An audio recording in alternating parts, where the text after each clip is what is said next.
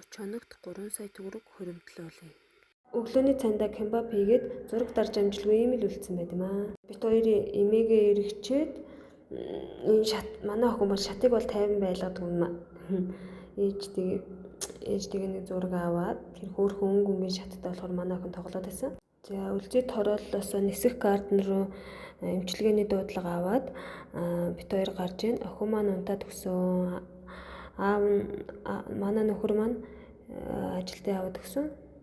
За бид хоёр ингээд аав ажилдаа явсан. Хоёул олсон. За тэгээд үлзийтэйс нисэх гарден руу ирээд нисэх гарденда 2 дахь эмчилгээ хийчихэд одоо 3 дахь дуудлага яг хажууханд пирамид татхан руу явж байна. За бид хоёр нисэх гарденаас гараад пирамид татханда 3 дахь айлдаа ирж байна. Бид хоёр нисэх гарденаас гараад 3 дахь айлдаа эмчилгээ хийж пирамид татханд гарч байна. Одоо 4 дахь айл руугаа буян тухайн нэр байна. За бид хоёр ингээд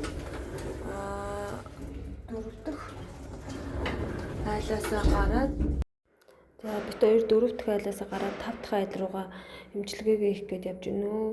Миний охин ядарч юм шиг байна тийм.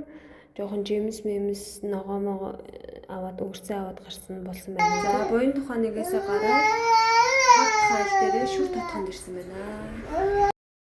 За бид хоёр нь өнөөдөр ингээд 5 эмчилгээ хийгээд 150 мянган төгрөг хийсэн байна. За тэгээд үлзий тоныг дусал хийж магадгүй.